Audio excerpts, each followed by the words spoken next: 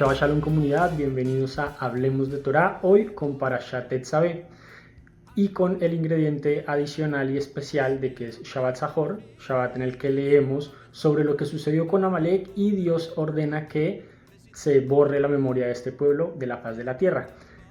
Inicialmente, encontrar la conexión entre la parashá y este difícil momento para el pueblo de Israel, que fue la confrontación con Amalek, y cómo esa guerra se ha repetido generación a generación, fue un reto, ya que en Parashat Tetzaveh vamos a ver principalmente cómo Dios ordena que se tejan, se hagan las vestiduras sacerdotales, se da todo el proceso de consagración de los sacerdotes, y finalmente se nos habla de uno de los elementos del santuario, del Mishkan, que Dios ordenó que se construyese.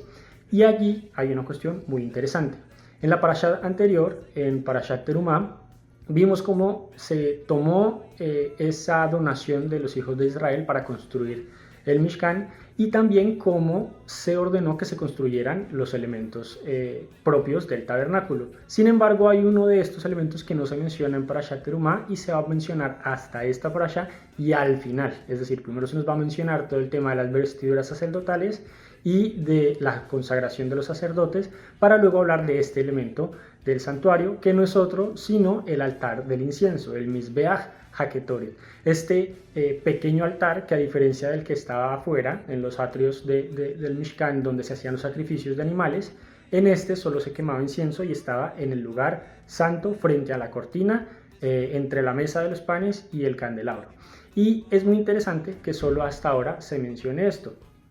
Y tiene una relación interesante, como vamos a ver, con lo que se nos narra sobre Amalek.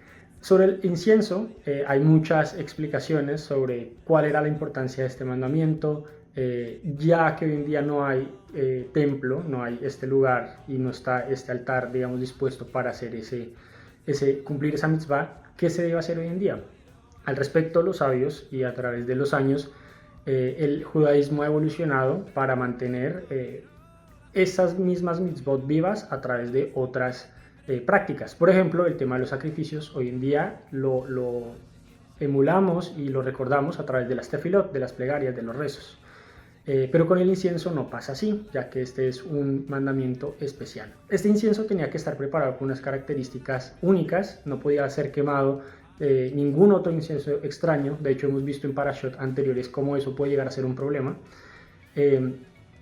Y lo que nos muestra Dios con esto es el cuidado que hay que tener al acercarnos a Él, ya que del incienso y de este altar no se nos va a decir que estaba frente a la cortina que separaba el lugar santísimo del lugar santo.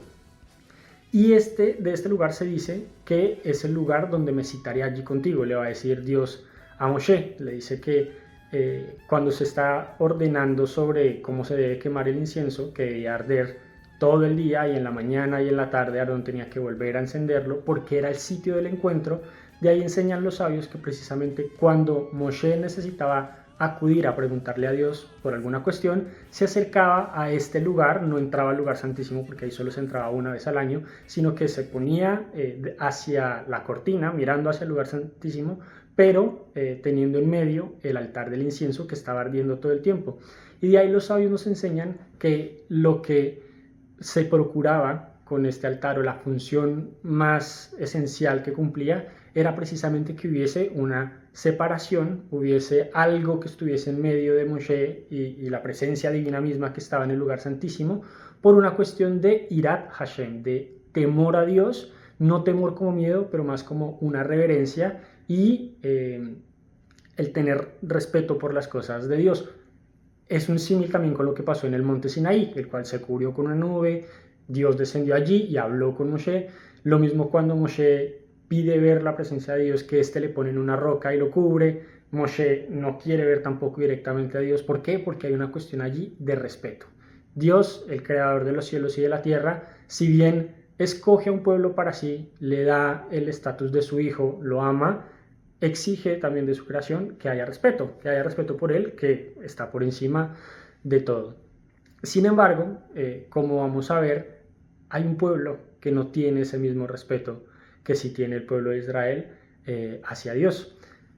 En la Haftarah Y bueno, incluso antes, en el Maftir de esta parashá, donde precisamente está el texto adicional de Shabbat Zahor, leemos que precisamente hay un problema, hay una situación difícil que sucede después de que los hijos de Israel salen de Egipto, y es que Amalek les ataca. Y en Deuteronomio 25:17 nos va a decir lo siguiente: recuerda lo que te hicieron los amalecitas después de que saliste de Egipto, cuando estabas cansado y fatigado. Salieron a tu encuentro y atacaron por la espalda todos los rezagados, no tuvieron temor de Dios. Por eso, cuando el Señor tu Dios te dé la victoria sobre todas las naciones enemigas que te rodean, la tierra que Él te da como herencia, borrarás para siempre el recuerdo de los descendientes de Amalek, no lo olvides. Y acá tenemos el nombre de este Shabbat especial, Zahor. ¿Por qué? Porque hay que recordar lo que hizo Amalek. Que no tuvo Amalek temor de Dios. Nos va a decir, de hecho, en hebreo, dice, veló y haré Elohim. No tuvo temor de Dios Amalek cuando atacó al pueblo de Israel. Y aquí hay una cuestión curiosa, porque el pueblo de Israel en su salida de Egipto se enfrentó con muchos pueblos. Fue una cuestión difícil en la que ellos ganaron su libertad y luego ganaron también el territorio donde se asentaron, pero de ningún otro pueblo Dios hace un enemigo, ni una cuestión generacional, pero con Amalek sí. Porque ¿cuál fue el problema y qué es lo que pasa con Amalek? Es que es un pueblo, es un grupo de personas, porque digamos el Amalek histórico hoy en día no lo vemos, pero varios pueblos y varios grupos con ese mismo espíritu de Amalek hoy en día atacando al pueblo de Israel, sí lo vemos. Y es simplemente un pueblo que no tiene temor de Dios. ¿Y qué significa no tener temor de Dios? Depende de los sabios, tienen diferentes interpretaciones. Una es que no tienen un mínimo de ética básico, es decir, no respetan lo mínimo de la convivencia entre seres humanos. Esa podría ser una buena explicación. Otra dice que llegan a un nivel de maldad tan que simplemente no tienen temor de una fuerza mayor, de un Dios creador. Prácticamente son aquellos que quieren rivalizar directamente contra Dios y por eso atacan su creación. ¿Cómo? Pues matando personas y matando a aquellos que no se pueden defender. Lo cierto es que esa guerra con Amalek se transforma a lo largo del tiempo, porque sabemos que una guerra con Amalek se libró en la época de Moshe Rabenu. Luego, como nos va a contar la Haftará, se libró nuevamente con Saúl, cuando Saúl era rey de Israel, es ungido como rey para que salga la guerra contra Amalek. Sin embargo, él falla, no, digamos, llegando a cabo la tarea completa, sino dejando vivo al rey Agag.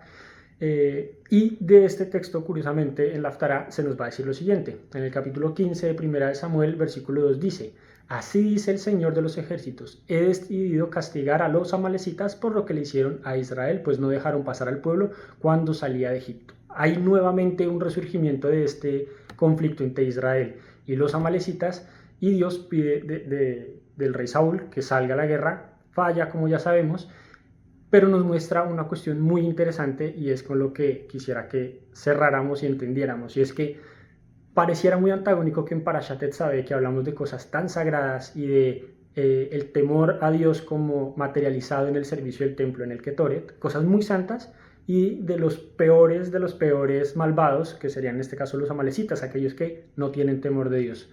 Y es que, y en la Haftará hay una palabra muy particular que nos enseña el cuidado que hay que tener y lo cerca que puede estar una realidad de la otra.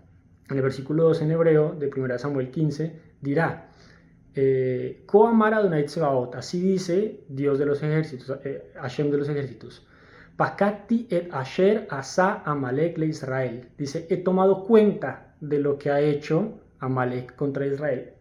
¿Qué cuenta tomó Dios? ¿Qué contó? Y aquí los sabios nos van a enseñar que no se genera un Amalek de un momento a otro. Un Amalek es una suma de malas actitudes, de malos decisiones, de malos rasgos de carácter que se van gestando en una persona al punto que le deshumanizan, le vuelven precisamente un Amalek. Y de manera antagónica, Dios en esta Parashat Tetzaveh nos muestra todo lo contrario. Consagra para él sacerdotes que van a enseñar al pueblo a hacer la Torá, van a enseñar al pueblo a cómo deben comportarse, van a recibir los sacrificios para interceder por el pueblo, y van a ser un paralelo y un grupo escogido entre el pueblo de Israel para acercarles a la presencia de Dios.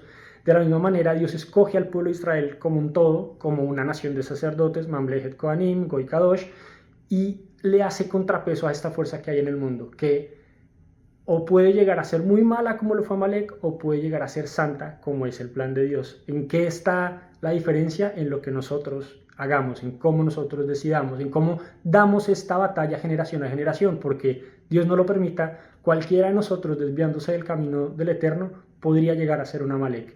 Y más aún los Amalek que vemos en el mundo en este momento requieren de que nosotros hagamos ese contrapeso, que nosotros seamos ese contraste, que mientras ellos buscan hacer cosas malas y la oscuridad multiplicar en el mundo, nosotros hagamos cosas buenas y llevemos la luz del Mesías Yeshua al mundo. Al final nosotros fuimos esos que también fuimos rescatados con ese propósito, y de esta parashá podemos aprender que si el temor a Dios está en nosotros y lo hemos recibido a través del Mesías Yeshua, podemos contrarrestar el Amalek de nuestra generación, que se puede ver como algo muy grande y un grupo organizado y malvado, como podría ser en este momento Hamas o Hezbollah o cualquier grupo que haya intentado destruir al pueblo de Israel, pero también se puede ver en los pequeños actos donde una mala decisión nos puede llevar a alejarnos de Dios, como por ejemplo fue el caso en la Haftará de esta semana con el rey Saúl, que en un momento se deja presionar por sus oficiales, aquellos que fueron a la guerra con él, y no completa el trabajo, deja que la codicia se apodere de él, y es un paso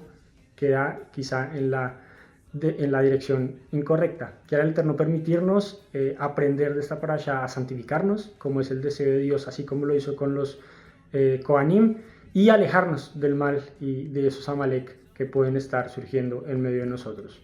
Shabbat Shalom.